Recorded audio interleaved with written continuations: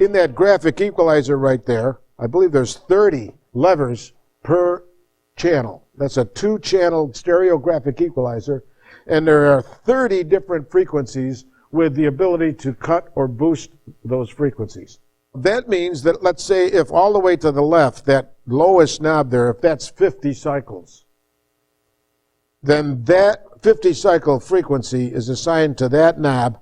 When that lever is in the middle, it's not affecting 50 cycles. But when I raise it, it's boosting it.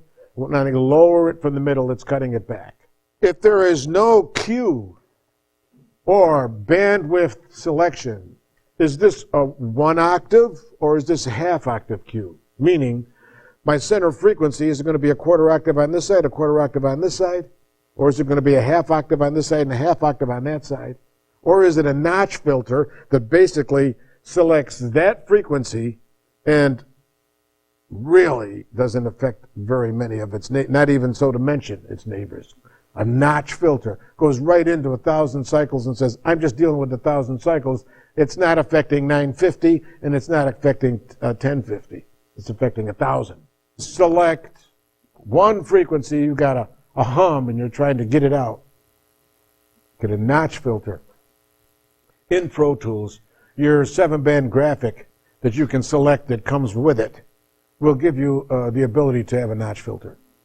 Oh, you can select the Q. Now, there was an equalizer, a graphic equalizer, that I found when I was putting the studios together for the Dick Grove School. This graphic had an interesting addition to it. Each of those faders had 2 knobs assigned to each fader. One knob adjusted the center frequency either to lower or to higher, meaning, let's say the knob was dedicated to 100 cycles. Well, I could adjust that 100 cycles down to 50 or up to 150. And the next knob was, let's say, 120 cycles. And I could adjust that down to 75 or up to 175, so they all overlapped. So you could get any frequency you wanted out of this graphic by adjusting the center frequency on each of these faders. And it had a selection that I could have a 1 octave bell curve or a half octave bell curve, meaning how many of your neighbors you're affecting or not affecting. So that graphic equalizer was really great for balancing the room, because you could select any frequency that was giving you the problem and then affect it. And also you could affect, to a certain extent, you had 2 choices of Q or bandwidth that you're affecting.